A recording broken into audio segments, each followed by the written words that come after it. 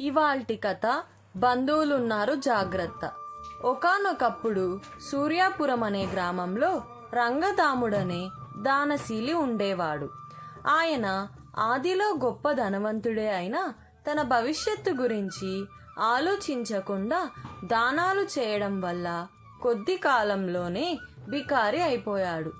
ఆయన వల్ల ఎక్కువ ప్రయోజనం పొందిన వాళ్ళు ఆయన బంధువులు గ్రామంలోనే ఉండి కూడా వాళ్ళలో ఒక్కరు రంగదాముణ్ణి ఆదుకునేందుకు ముందుకు రాలేదు. పైగా వాళ్ళు రంగదాముడి మీద దుష్ప్రచారం కూడా ప్రారంభించారు. వాళ్ళ మాటల ప్రకారం రంగదాముడికి దానకర్ణుడు అనిపించుకోవాలన్న తాపత్రయం ఎక్కువ, వెనుక ముందు ఆలోచించకుండా దానాలు చేసేసి బికారి అయిపోయాడని కొందరంటే, మరికొందరు రంగదాముడిది అక్రమ సంపాదన అని, అందుకే అది నిలవలేదని అన్నారు. ఇచ్చిన డబ్బు అచ్చురాక తాము చెడిపోయామని, రంగదాముడికి సాయపడ్డవాడికి పుట్టగతులుండవని కొందరు ప్రచారం చేశారు. రంగదాముడి బంధువులు కాని కొందరికి ఆయనకు ఇంతో అంతో సాయపడాలని ఉన్నది.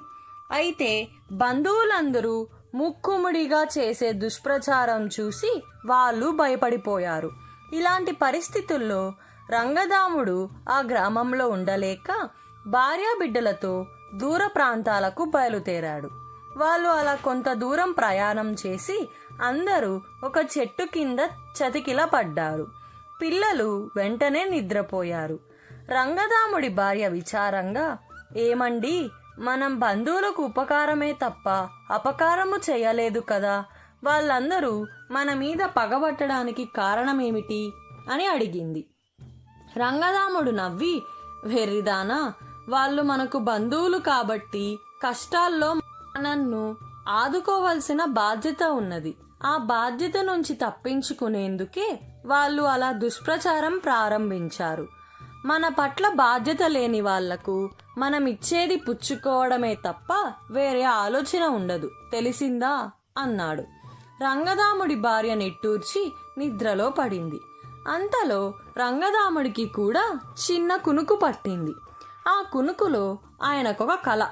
అందులో ఒక సాధువు కనిపించి, వెనక ముందు ఆలోచించకుండా అడ్డమైన వాళ్ళందరికీ దానాలు చేయడం వల్ల నీకీ గతి పట్టింది. అయితే ఏం, నువ్వు చేసుకున్న పుణ్యం ఉట్టినే పోదు.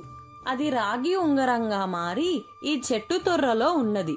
నువ్వు ఆ ఉంగరాన్ని ధరిస్తే రోజూ నువ్వు కోరినంత డబ్బు ఇస్తుంది. కానీ ముందుగా నువ్వు ఒక పని చేయాలి. ఉంగరాన్ని ధరించి ఇక్కడికి దగ్గరలో ఉన్న కోనవరం చేరుకో. అక్కడ రచ్చబండ దగ్గర 10 మంది మనుషులుంటారు. వాళ్లలో ఒకడు మాత్రమే నీకు బంధువు. నువ్వు గుర్తిస్తే నీ వేలికున్న రాగి ఉంగరం బంగారపు ఉంగరంగా మారిపోతుంది. ఆ క్షణం నుంచి అది నీకు రోజు కోరినంత డబ్బు ఇవ్వగలుగుతుంది. తెలిసి కూడా అపాత్ర దానం చేయనంత కాలం ఉంగరం మహిమ అలాగే ఉంటుంది. ఎప్పుడైతే ఉంగరం తిరిగి రాగిలోకి మారుతుందో అప్పుడు దాని మహిమ పోయినట్టు. నీ బంధువు ఇంట ఒక్క రాత్రి మాత్రమే గడిపి మర్నాడు నీ స్వగ్రామానికి వెళ్ళిపోవాలి. త్వరగా బయలుదేరు అన్నాడు. ఉలిక్కిపడి లేచిన రంగదాముడికి వెతికి చూస్తే చెట్టు తొర్రలో నిజంగానే రాగి ఉంగరం ఒకటి కనిపించింది. అది ఆయన ఎడమ చేతి చూపుడు వేలకు సరిగ్గా సరిపోయింది. రంగదాముడు భార్యాబిడ్డలను నిద్రలేపి కోనవరం వైపు దారి తీశాడు. చీకటి పడకుండానే ఆయన ఆ గ్రామం రచ్చబండ వద్దకు చేరుకున్నాడు. కలలో సాధువు చెప్పినట్లు అక్కడ 10 మంది మనుషులున్నారు. ఆశ్చర్యం! అప్పుడు వాళ్ళు రంగదాముని గురించే మాట్లాడుకుంటున్నారు. మా నాన్న సూర్యాపురం వెళ్ళి గుండె నొప్పి వచ్చి పడిపోతే ఎరుగునున్న వాళ్ళు కూడా ఎరగనట్టు నటించారు. ముక్కు మొహం తెలియని వాడెవడో ఆయన్ని వైద్యుడి చేర్చితే వైద్యుడు బాగా డబ్బు కావాలన్నాడు. తిరిగి ఇవ్వమని కూడా అడగకుండా పెద్ద మొత్తం సాయం చేసి మా నాన్నను బ్రతికించాడు రంగదాముడు. ఇప్పుడు ఆయన సూర్యాపురం వదిలి వెళ్ళిపోతాడట. మంచి వాళ్లకు రోజులు కావివి అన్నాడొకడు. అలా ఒక్కొక్కరే రంగదాముని పొగుడుతుంటే కేశవుడు అనేవాడొకడు మాత్రం అసలు విషయం మీకు తెలియదు. రంగదాముడి తాత ఎక్కడలేని దుర్మార్గాలు చేసి విపరీతంగా సంపాదించాడు. ఆ పాపఫలం రాచపుండుగా మారి ఆయన ప్రాణం తీసింది. ఆ పాపఫలం రంగదాముడి తండ్రికి కూడా రాచపుండై అంటుకున్నది.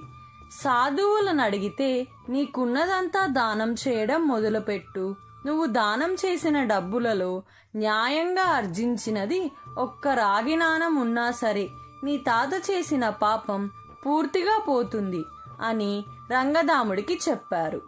ఆ విధంగా ఆయన దానాలు ప్రారంభించాడు. దానాలైతే చేస్తున్నాడే కాని బుద్ధులు మారవు కదా. న్యాయంగా ధనార్జన చేయడం ఆ వంశంలోనే లేదు. అందువల్లనే రంగదాముడి తండ్రి రాచపుండుతో పోయాడు. ఆయన పేదవాడైపోయాడు అన్నాడు. అదా సంగతి. బాగా చెప్పావు కేశవ. లేకుంటే మేమంతా నిజంగా ఆయన గొప్ప తాత అనుకునేవాళ్ళం అని అన్నారు మిగతా వాళ్ళందరూ. అప్పుడు రంగదాముడు కేశవుణ్ణి సమీపించి, నాయనా, నా పేరు రంగదాముడు. కోనవరంలో నాకు బంధువులున్నట్టు తెలియదు. పోలికని బట్టి నువ్వు తప్పక మా బంధువు అయి ఉండాలని తోస్తున్నది అన్నాడు. ఆ వచ్చినది రంగదాముడని తెలియగానే కేశవుడు తప్ప మిగతా వాళ్ళందరూ ఆయనకు అప్రయత్నంగా భక్తిభావంతో నమస్కరించి, అయ్యా, తమను గురించి చాలా వెళ్ళాం. మా అదృష్టం కొద్దీ మీ దర్శనం అయింది. తమ బోటి గొప్పవారికి కష్టాలు రావడం మాకు విచారం కలిగిస్తున్నది. తమకు మేమే విధంగా సాయపడగలమో చెప్పండి అన్నారు. అప్పుడు రంగదాముడు తన ఎడమ చేతి వైపు చూసుకున్నాడు. చూపుడు వేలుకున్న రాగి ఉంగరం బంగారు ఉంగరంగా మారిపోయింది. ఆయన వాళ్ళందరితోనూ, బాబులు, నిన్ను దేనికి ఒకరి సాయాన్ని కోరేవాణ్ణి కాను. మంచి పనులు చేసేవారిని ఏ కష్టాలు బాధించవు. మీలో ఎవరికైనా డబ్బు అవసరం ఉంటే చెప్పండి, నేనే ఇస్తాను. నాకే సాయము వద్దు అన్నాడు. వెంటనే వారిలో ఒకడు కళ్ళ నీళ్లతో, నేను షాహుకారుకు 100 వరహాలు బాకీ పడ్డాను. వడ్డీతో కలిపి అది 500 అయింది. రేపటికి బాకీ తీర్చకపోతే షావుకారు నా పొలం స్వాధీనం చేసుకుంటానన్నాడు. దానికి రంగదాముడు, నువ్వు షావుకారుని తీసుకొని రాత్రికి మా ఇంటికి రా. మా ఇల్లంటే ఇదిగో ఈ కేశవుడిల్లే. ఇవాల్టికి అక్కడే ఉంటాను అన్నాడు. రంగదాముడు మళ్లీ సంపన్నుడయ్యాడని కేశవుడికి అర్థమైంది. వాడు భక్తిభావంతో ఆయనకు నమస్కరించి, నువ్వు నాకు పెద్దనాన్నం అవుతావని నాన్న చెప్పాడు. పద, ఇంటికి వెళదాం అన్నాడు. జరుగుతున్నదంతా రంగదాముడి భార్యాబిడ్డలకు ఆశ్చర్యంగా ఉన్నది. అయితే ఆ రాత్రి రంగదాముడు కేశవుడి ఇంట్లో ఉండి ఆ గ్రామంలో డబ్బవసరం ఉన్న చాలా మందికి సాయం చేశాడు. ఎడమ చేతి చూపుడ వేలికి ఉన్న బంగారు ఉంగరం ఆయనకు కోరిన డబ్బు ఇస్తున్నది. ఆ విషయం రంగదాముడు భార్యకు చెప్పాడు. మర్నాడు రంగదాముడు తిరిగి సూర్యాపురానికి ప్రయాణమవుతుండగా కేశవుడు తండ్రి ఆయన వద్దకు వచ్చి, అన్నయ్య, కూతురు పెళ్లికి 2000 వరహాలు తక్కువయ్యాయి. నీ వంటువాడు సాయపడకపోతే పెళ్లి ఆగిపోయేలా ఉన్నది అన్నాడు. నీకు తప్పక సాయపడతాను.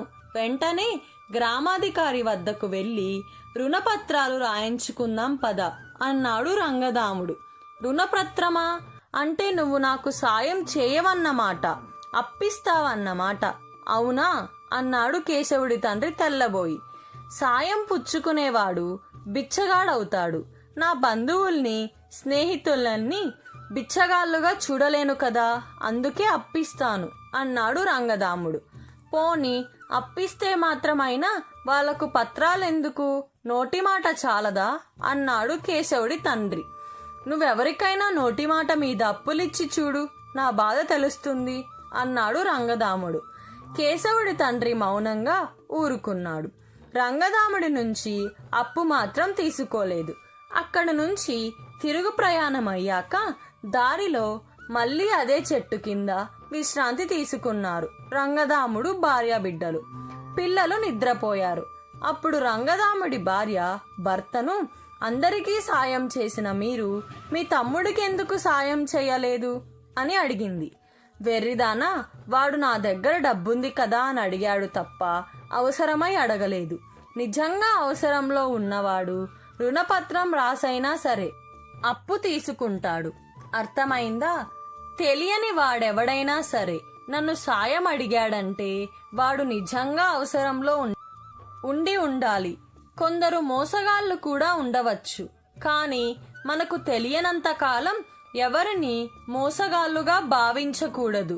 అలా భావించడం వల్ల ఎందరో మంచి వాళ్లకు కూడా మనం సాయపడలేకపోతాం. ఇక బంధువులు, స్నేహితులు అంటావా, వాళ్లకు రుణపత్రాలు లేకుండా అప్పివ్వడం మంచిది కాదు. అర్థమైందా అన్నాడు రంగదాముడు.